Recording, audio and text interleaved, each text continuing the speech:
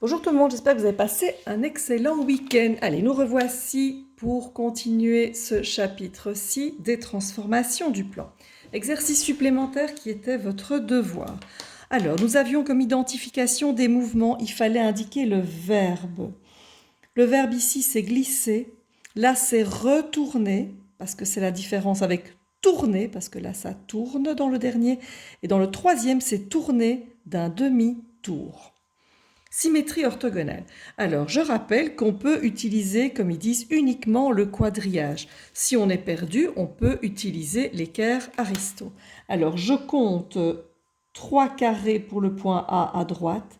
Donc, s'il est à droite, il va aller à gauche, puisque je vais de l'autre côté de 3 carrés et j'ai un prime. B est à gauche de 1 carré, je le mets à droite. C est à gauche aussi, mais de 2 carrés, je le mets à droite. Et je relie B', C' parce qu'ils étaient reliés devant. Même chose ici, le point A, mais c'est un point qui est sur l'axe. Il reste à cet endroit-là. On appelle ça un point fixe. Le B est à droite. Il va aller à gauche de 3 cases. Le voici ici. Le C, il est à gauche 1, 2, 3, 4 cases. Il va sur la même ligne à droite 1, 2, 3, 4 cases. Et j'avais un triangle que je dois donc relier. Le A', B' et C'. Ensuite, même chose ici, le point C est fixe puisqu'il est sur l'axe. Le point A est au-dessus de 3, il descend de 3. Le point B est au-dessus, il descend aussi de 1. Le F est au-dessus, il descend aussi de 1. F'. Par contre, le E est en dessous, il va donc au-dessus. Il est en dessous de 1, il passe au-dessus de 1. Le point D est en dessous de 2, je le monte de 2. Enfin, au total, je le monte de 4 parce que je le monte de 2 jusque l'axe et puis encore de 2. Et puis, je relie attentivement en suivant l'ordre A, B, C, D, E, F. Donc, j'ai A' qui va jusque B'. Il faut bien suivre l'ordre, sinon on a un dessin qui ressemble à rien.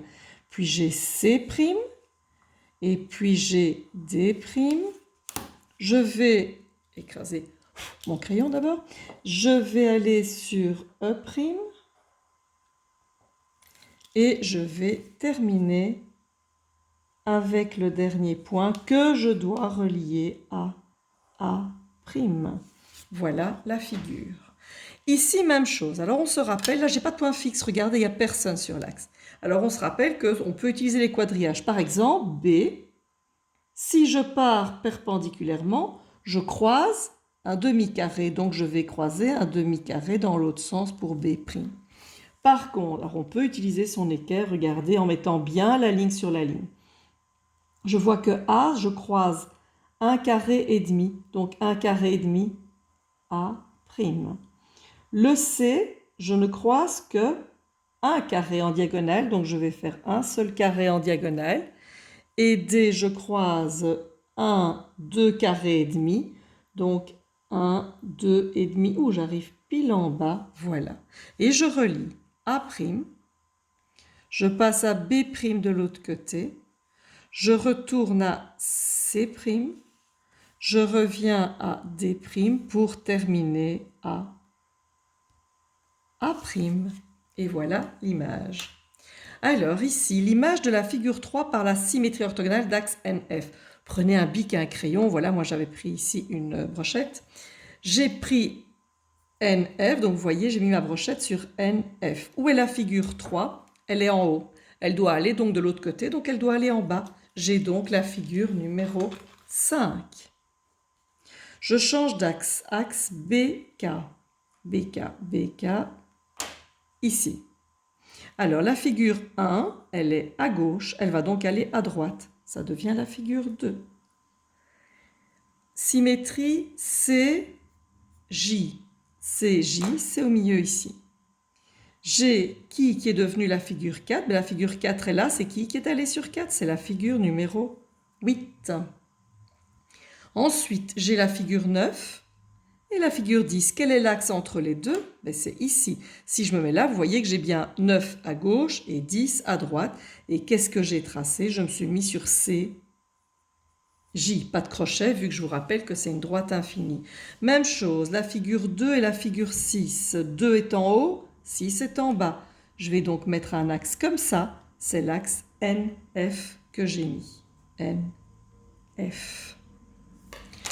Page suivante. J'ai déjà relié, il n'était pas fait, j'ai relié tous les points à leur image. Donc en fait, A va sur T, mais T va sur A. Ceux qui sont en haut vont en bas, ceux qui sont en bas vont en haut. Comment est-ce que je sais qu'ils y vont bien? Parce que cette longueur-là est la même que là, et là, c'est bien perpendiculaire. Donc, j'ai vu des tracés qui étaient un peu dans tous les sens. Et on remarque, rappelez-vous dans l'exemple de l'activité, que tous les segments sont parallèles. Il y en a un que je n'ai pas fait exprès pour le faire avec vous. Regardez, je peux même mettre la symétrie avec mon équerre Aristo, la ligne sur l'axe.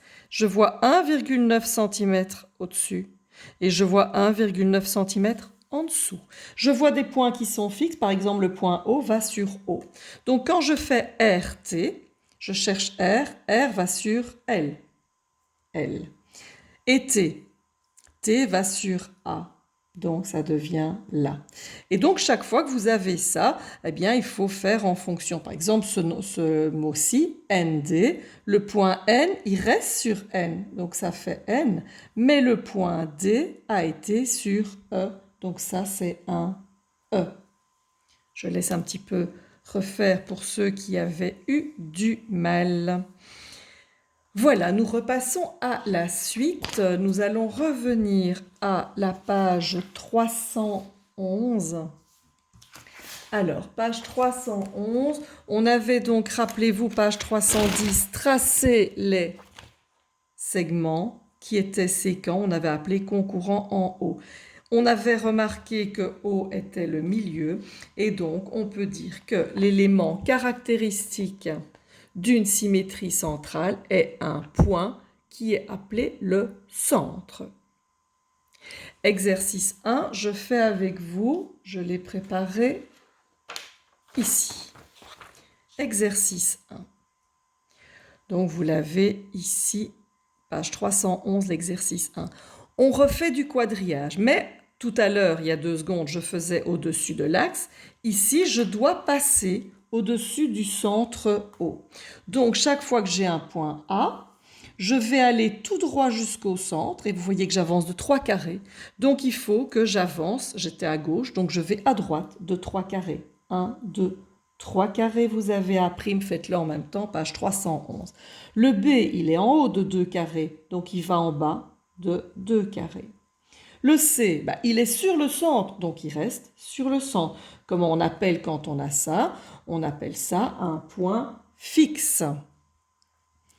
D, D est en diagonale de 2 carrés. Il va donc à gauche, à droite, oui à gauche, pardon, à gauche en haut, en diagonale de 2 carrés. Et nous avons donc D'.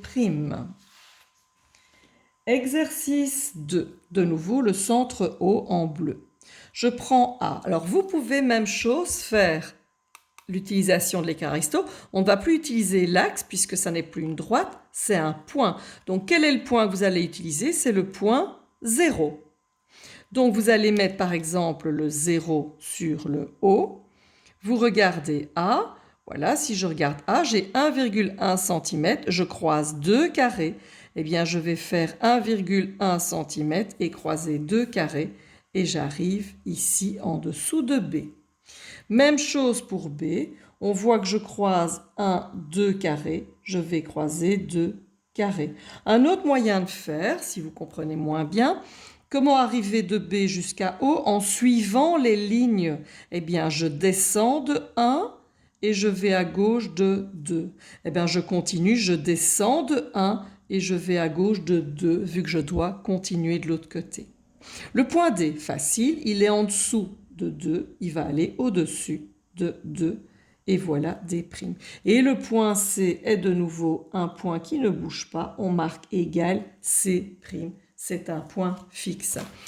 Et on vient de le dire, un point est sa propre image par la symétrie centrale de centre O, il s'agit du point C, vous complétez en dessous. Ce type de point est appelé point fixe. L'exercice 2, vous pouvez le barrer. L'exercice 3 sera comme devoir. Nous passons à la page 312. Vous pouvez barrer l'exercice 4 et le 5 est à faire comme devoir. Le 5 est donc le même que l'exercice que je viens de faire en haut. Vous avez un quadrillage. Vous utilisez soit le quadrillage, soit l'équerre Aristo. C'est comme vous voulez. Voilà, à demain, bon après-midi.